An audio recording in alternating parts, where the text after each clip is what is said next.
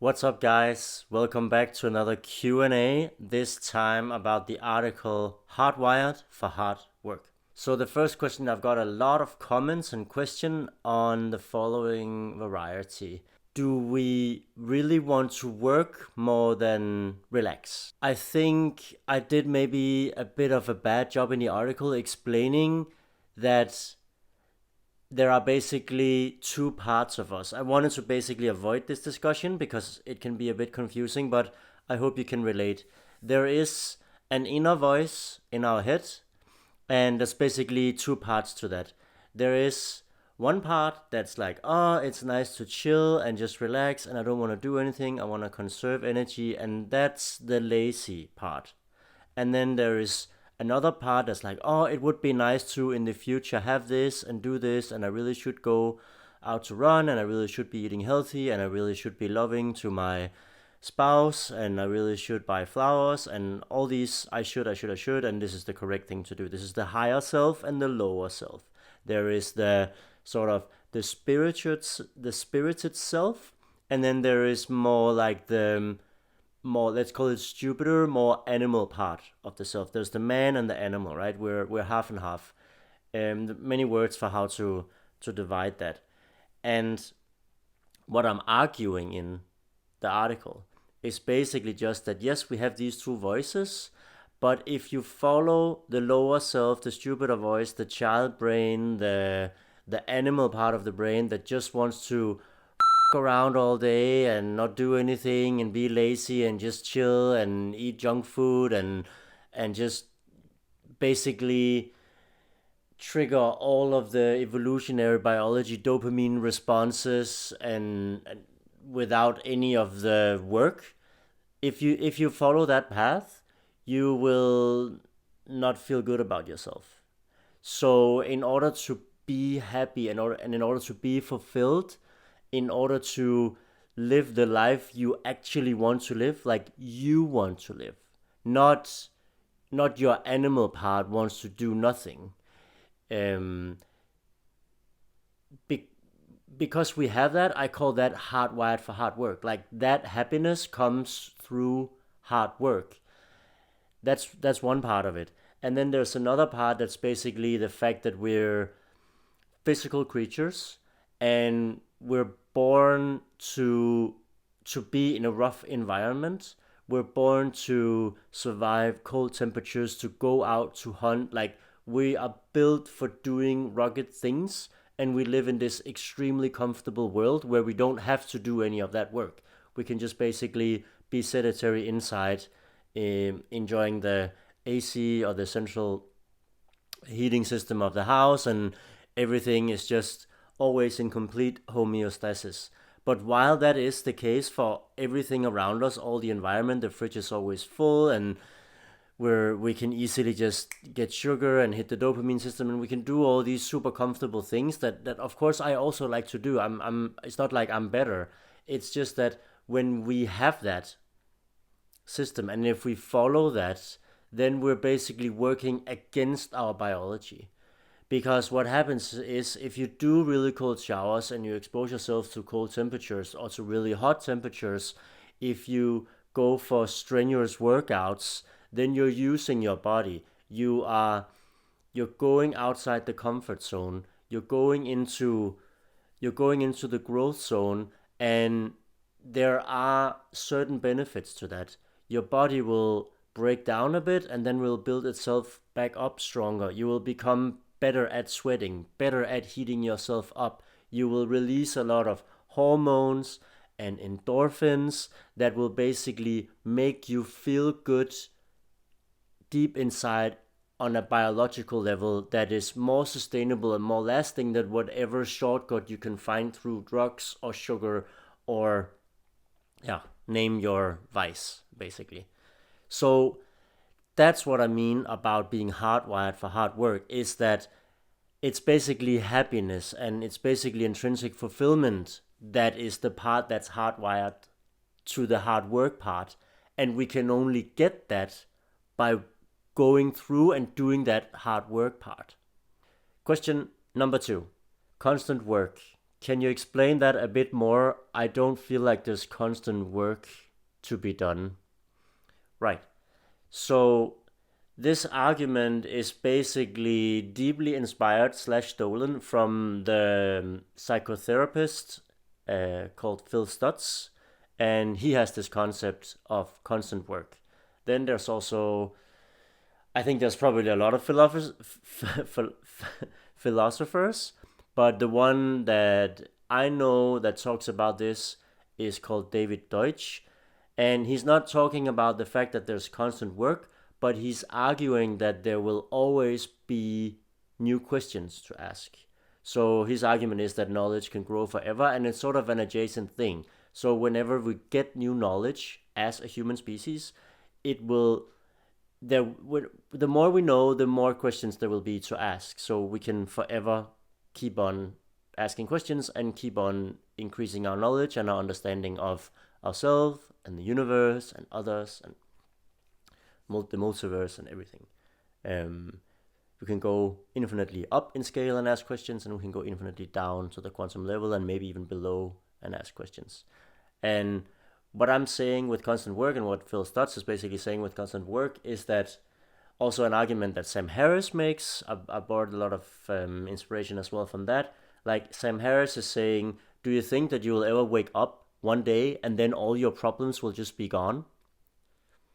So he's saying that there will be constant problems and constant concerns. No, there will always be something you're concerned about or interested in, or you will always have challenges and problems, and your life is basically to figure out which ones to solve and then solve them, and then whenever you solve them, you will get new problems. Oh, all my problems is just because I don't have any money. Then you get money, then you will get a lot of problems, like what should you then do with the money? And then you figure out what you should do with the money, and then there will be other problems because those that you give the money to, they don't spend it right, and then you care about that. And then you have only first world problems. And of course, there is like a hierarchy of problems. That's not the point, and let's not go into that. The point is that Sam Harris is saying you'll always have constant problems. So we have constant problems, we have constant questions. Phil Stutz saying constant work, and it's basically sort of everything is the same, right? Whenever I say constant work, it's because you will always have something you care about. There is always something you would like to impact. There's always something that you would like to change, something you would like to improve, and that is basically an opportunity to do some work, an opportunity to grow, an opportunity to learn, an opportunity to solve a problem. And that opportunity, if you choose to do it, is work.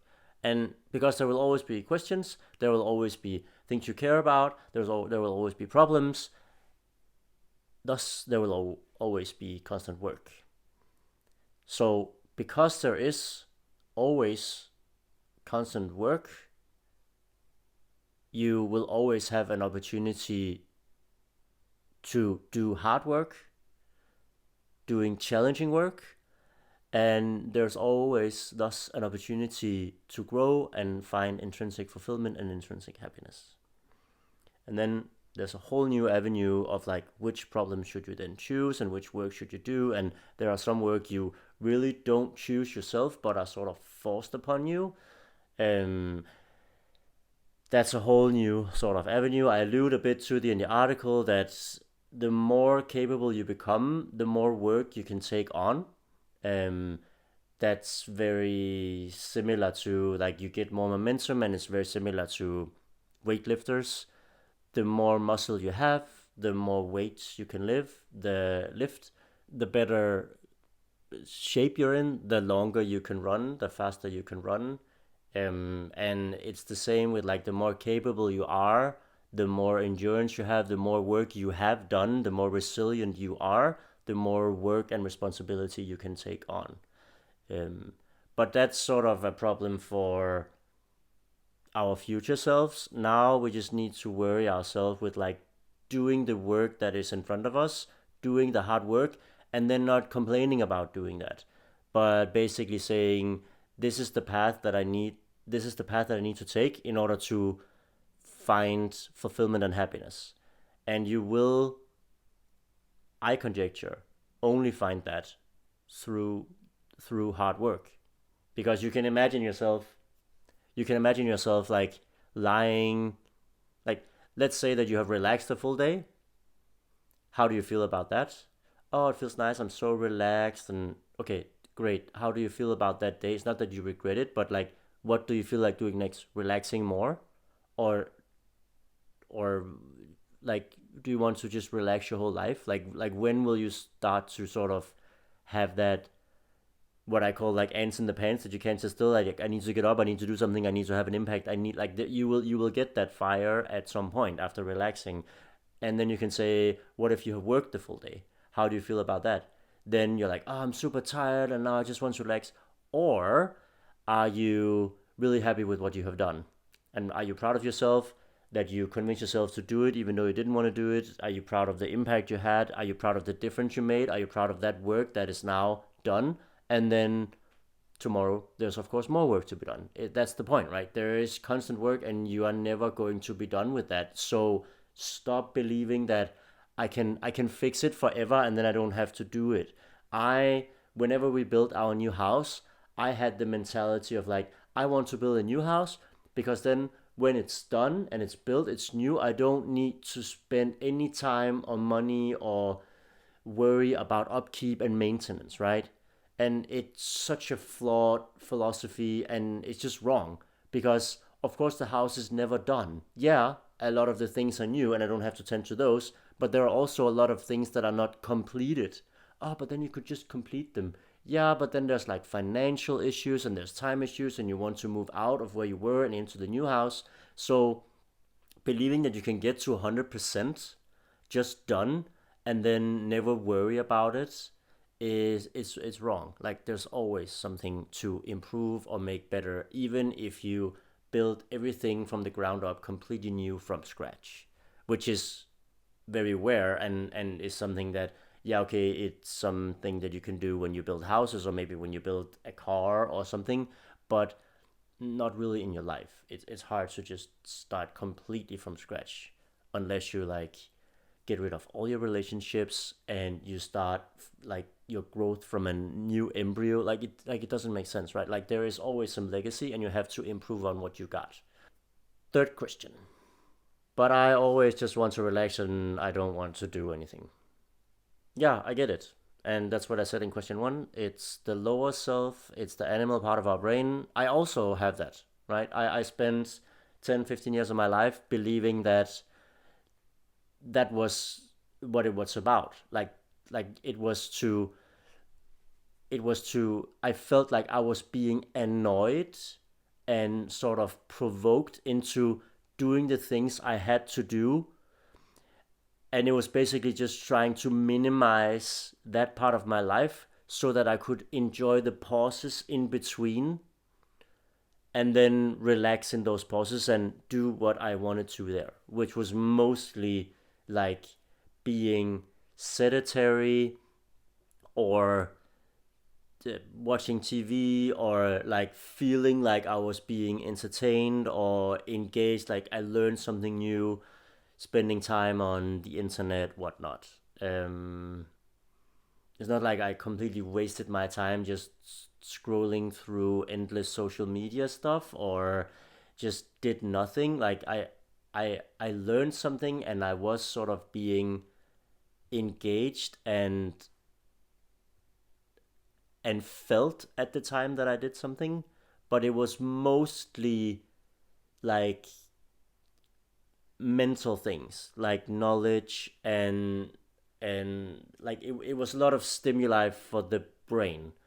Whereas now, there's a lot of other things that I need to do as well. I need to maintain my body. I need to maintain my physique, which is also a part of maintaining the brain. It's just a much more. It's a much less IQ requiring, it happens a lot with like people. If you think you are smart, like I maybe think I am now. I think I am not, but I thought I was, right. Like, then no, I just need to learn a lot of stuff and I'm still sort of inquisitive and hungry for knowledge, but now I just accept the fact that my life should, like, the compass should not be to create as many breaks as possible for relaxation.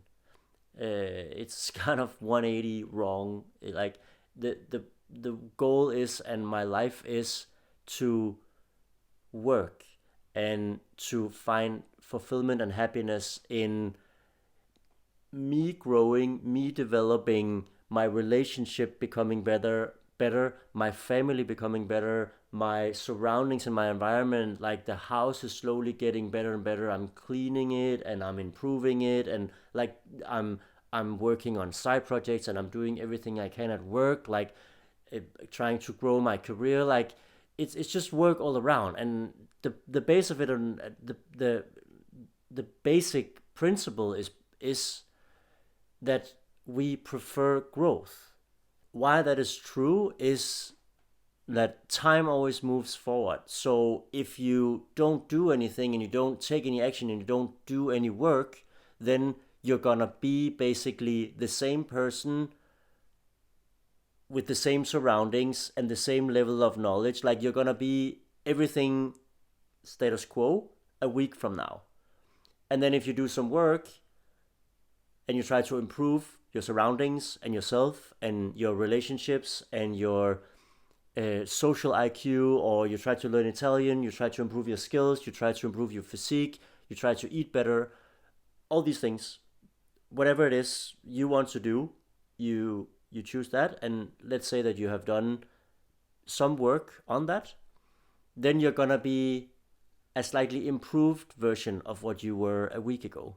So you have used that time that is forever always passing. And so far, I think we need to work under the assumption that we only get one lifetime in this life. So given that assumption, you never get any time back. So time is always going, and you just have to decide what you want to do with that time. Do you want to work in order to become better? And do we want to work as much as possible in order to become as good as possible a week from now? Or do you want to relax and do as little work as possible?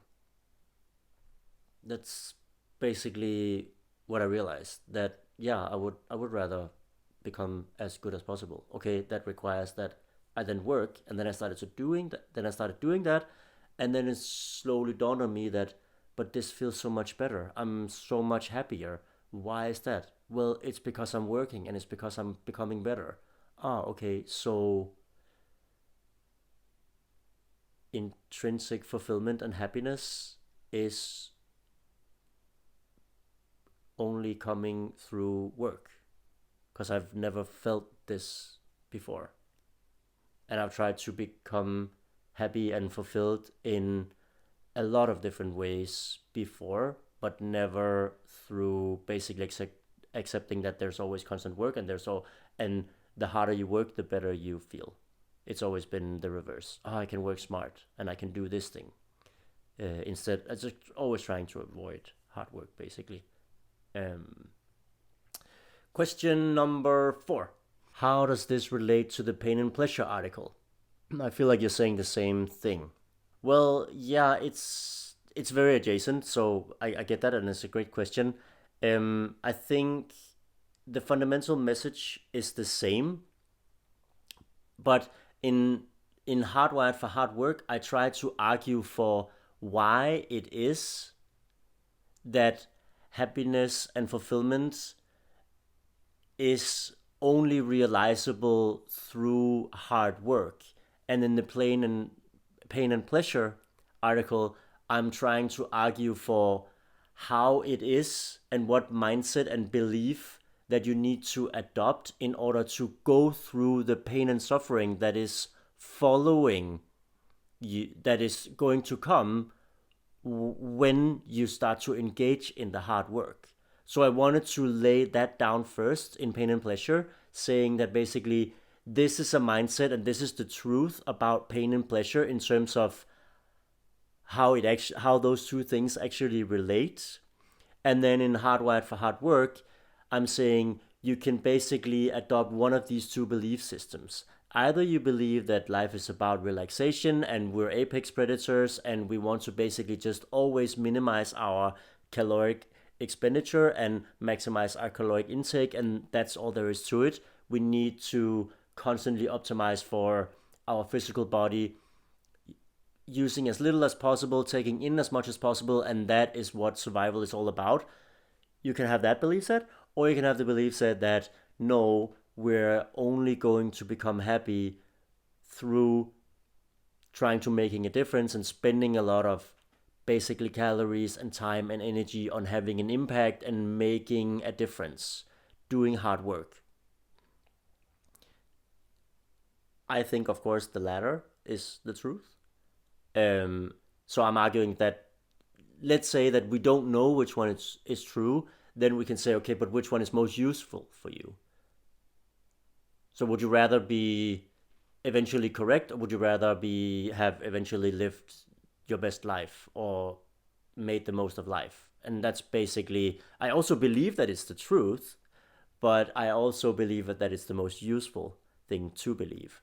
So that's like the two angles for why I believe that we are hardwired for hard work.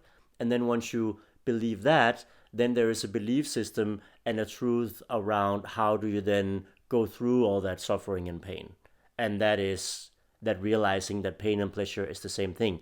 And it's basically arguing the same as hardwired for hard work. So the fundamental message is the same. Only through pain, only through hard work can you find growth, can you find fulfillment, can you find pleasure. Of course, we can also be happy, and we can also find pleasure, and we can also find like memorable moments that are not like constant hard work. But I'm just saying, overall, it's really good to adopt these beliefs and these principles, and I believe they are true. It's not like I'm only finding happiness through like extreme hard work. No, I'm super happy when I look at my kids and they're playing together.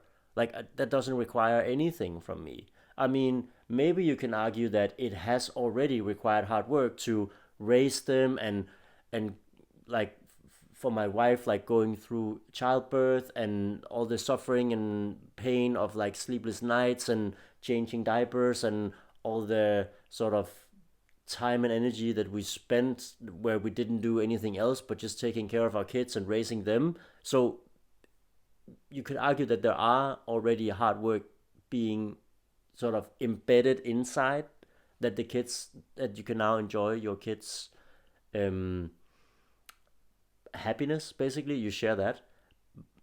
But I mean, you can also find happiness from just being around friends and going out and having a drink. Of course, like just realize what your main sort of path towards happiness and fulfillment is. Because I thought the main path was relaxation, limiting hard work, spending only, like having basically life being around only having memorable moments when I die. And those memorable moments were mainly through friends, spending time with friends, spending time with family. And that's fine, but it's just that it's so hard to live your life like that. Like there are 8 hours a day where you work, there are 8 hours a day where you sleep. Then there are maybe 2 to 4 hours where you are able to spend it with your family, and then maybe once every weekend or every second weekend you can go out with friends, not when you have small kids, right? So that's also limited. And then it just becomes like what to do with all that remaining time in between what life is all about. So everything just sort of like, it doesn't really add up for me when you say that life is about memorable moments. And it is really hard in the everyday grind with small kids and work and everything to just say that, oh, so what's the memorable moment of today? And there might be many, many days and many, many hours where there are no especially memorable moments. So what is that day? Is that just a waste of life? And can you really spend your life jumping from one memorable moment to the next, and that is the only sort of thing that you optimize for? Like, I think it's a slippery slope, and I think it's super dangerous to just only want to have fun all the time. And finding happiness and fulfillment through hard work is just much more applicable and is much more practical in the everyday week grind of like diaper changes and managing logistics and doing groceries and going to work and just life. So I find more truth to that philosophy basically. All right, fifth question. Fifth question. I don't get the argument against relaxing. You're saying that we have built everything around us in society, but that is precisely because we just want to relax, isn't it? Yeah, you can say that. You can say that we are intrinsically lazy, and everything that we have built and developed in society, from weapons through mathematics to skyscrapers and houses, is just like to increase the comfort level and increase and decrease the amount of hard work and suffering and pain that there is. And that is true, but you can also see it as it's basically an innate drive in us to try to make tomorrow better than today for ourselves, like egoistically, but also for the tribe, friends and family, the closest community, for our children, for the next generation, and for the next generation after that.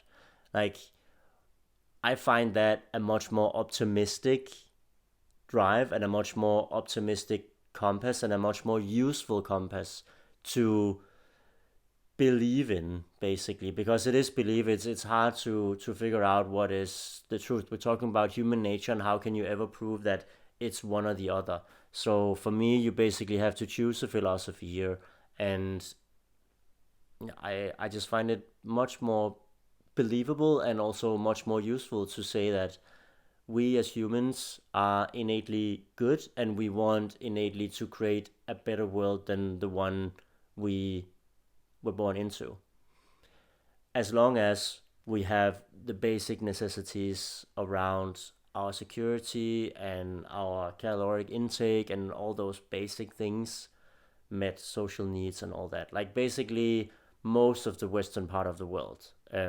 So as soon as we come to a certain economic level of comfort, then this sort of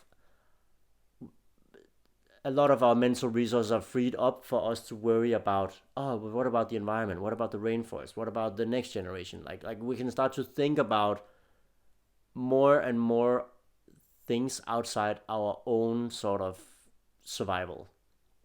um or you can say, no, we just do all those things because we're fucking lazy and we just want to do nothing. But how do you then reconcile that philosophy with there always being constant work, always being new questions, and always being constant problems?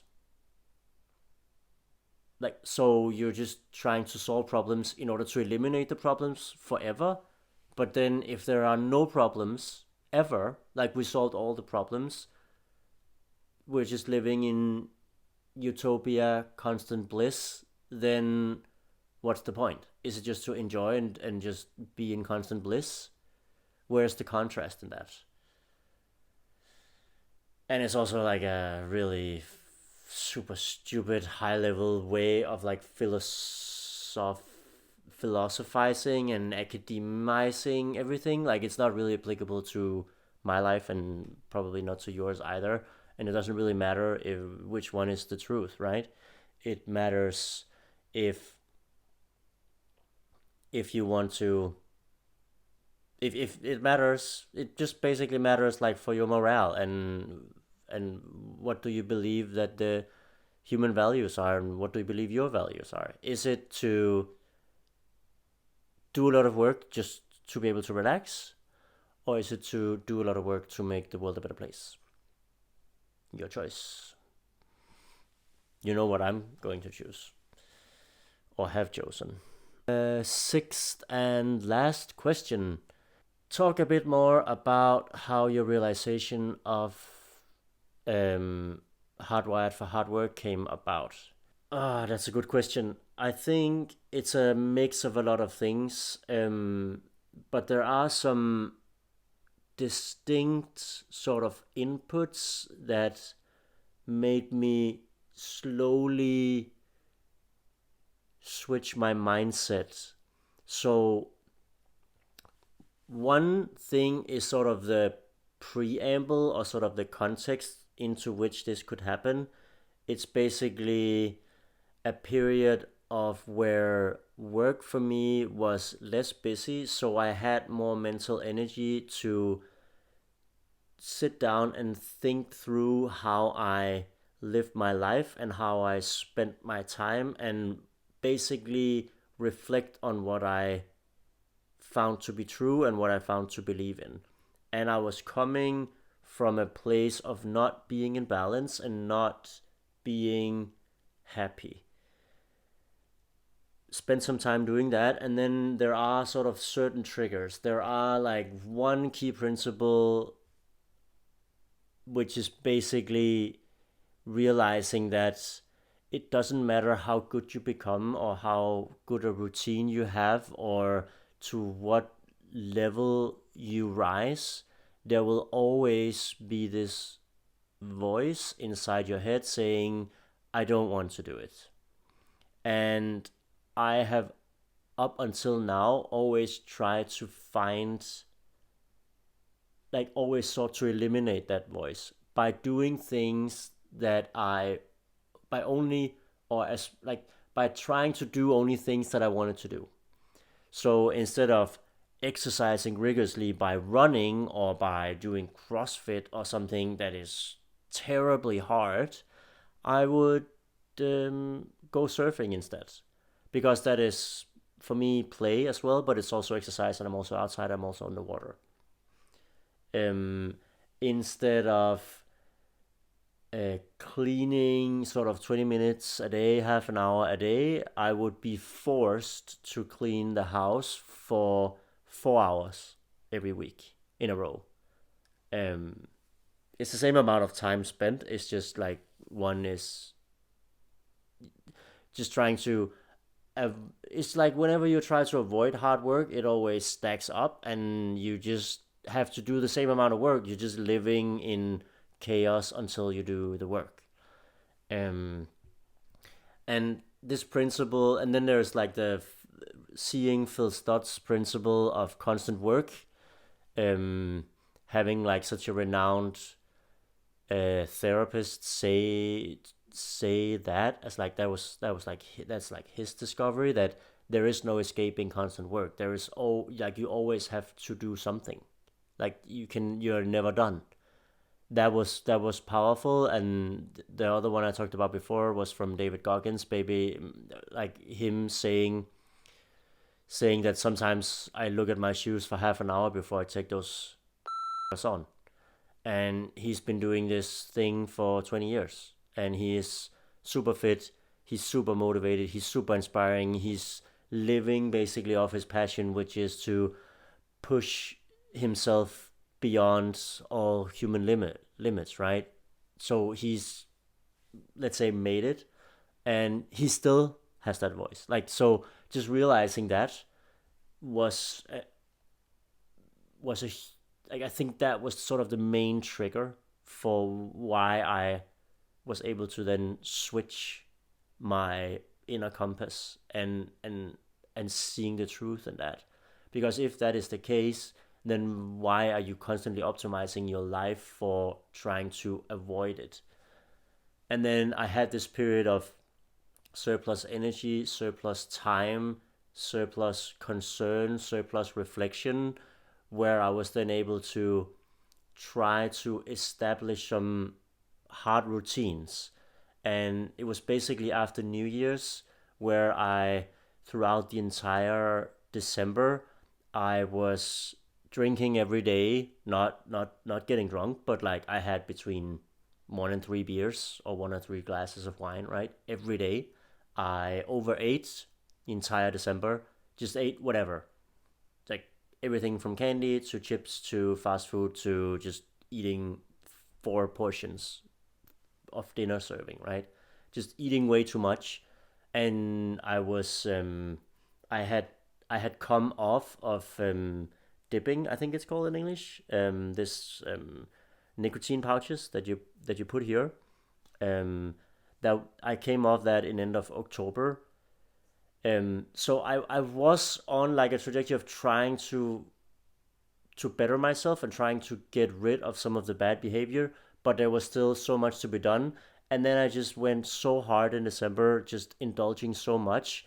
And then at the end of December, I was like, okay, I've had enough. I had it up to here with everything. And I was like, I need to do something. So I had that sort of godly motivational inspiration hitting me. And then I just committed, like, we all do. January is going to be no alcohol. It's gonna be exercise, like going out surfing every day. And mind you, we live in Sweden, so December the water is 2 degrees, just above freezing, and it's always like super windy, which is good because then there's waves. But my point is like it's not like surfing in Hawaii. It's like surfing in Sweden, and yeah, the waves are shitty and stuff, but it was like, yeah, I have to get on the water. I have to exercise every day, and I have to go to bed at 10, no later than 10. So I just wanted to fix up my sleep routine. I wanted to, like, and I had to do intermittent fasting. So there was like, I just wanted to do a clean January. Like, I needed to do a reset, right? And I did that and I completed it.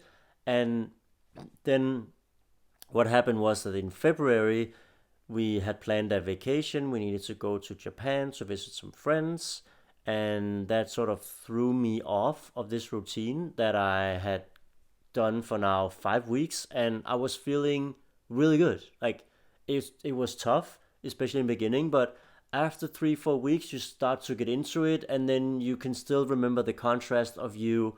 Like there was the contrast of me indulging in December and then being more clean in January, and I was just feeling way better, physically, mentally, psychologically, spiritually, everything. Right? I was just doing better. Then we had the vacation. It was a really nice vacation, but of course that threw me off, and then I didn't really get back on the routine after we came home from those 8 days of vacation, and then I was just 2 weeks for the remainder of February where I didn't do any routine, and I just noticed, right, that I was just feeling worse and worse, and I was just coming back to how I felt in December, and it just sort of clicked for me, like feeling and experiencing those contrasts from like shitty to good to shitty, and then seeing the common denominator of me actually doing hard things, and then also hearing like you can never escape constant work. Even David Goggins is like struggling with his inner lazy demon, and hearing also a lot of Joe Rogan podcasts and how he talks about that. Yeah, he's doing cold plunges and he's doing this workout in the morning, but he also has to say to himself, like, get in there, bitch, and like just you know being exposed to these really experienced people that are way further on this path than what I am, and hearing their experiences, basically feeling and experiencing the same lazy child lower mind voice inside their head, was like, okay, so it's just a fundamental condition. Like it will never change from that, and there will always be constant work. Okay, so what am I like? What is my excuse? Like, what am I bitching about? Like, why? What am I complaining about? I need to. I need to choose. Do I want to do those hard things? Um, do I want to, like that was basically where I realized that pain equals pleasure, right? And that was basically the motivator for me. That's where it sort of clicked that, okay, you can either choose to get the long-term pain from indulging in the present and feeling shitty psychologically in the long run, and feeling shitty physically in the long run, because you don't have any routines, you don't do any hard things, you're just constantly trying to avoid all the hard work and jumping from one pool of pleasure to the next, but that's going to transform into extremely painful things in the long run. So you can choose that path, or you can choose the other path, which is basically accepting that there's constant work, accepting that you will never make this automatic habit where everything will just be smooth sailing into the sunset, and you just feel like going out on a run and you just feel like work out and you just feel like only eating healthy. No, that will never happen. It will be hard work, but what you get for all that short-term pain is the long-term pleasure of you developing and growing and being on the right path and bettering your relationship, bettering your environment, bettering your community, bettering yourself, bettering your mind, bettering your body, better growing. Yes, what do you want? What do you want? And I just realized that. And that's basically my journey up until now. And now I just want to share those realizations and try to share what I think are these truths. And I want to contrast that with a lot of the other motivational help and habit formation stuff that is out there, because I don't think it's discussed enough, and I don't think it's exposed enough, and I don't think, and I yeah, I just don't think it's there is no community out there where we share those truths and we basically try to encourage each other to do the short term hard work and the short term painful things that will lead to long term fulfillment, pleasure, and happiness. Like, I just wanted to surround myself with people that believe in that and that are doing that, in order to improve my odds of continue to doing that, and in order to help others to realize that. And I couldn't see the community out there, so I had to make it. And this just went from like my how I discovered this Hardwired for Hard Work to also why I'm starting this community. But I hope you agree. I hope you get something out of it. And yeah, I think I just want to round off now by saying, welcome to the community, and see you next week.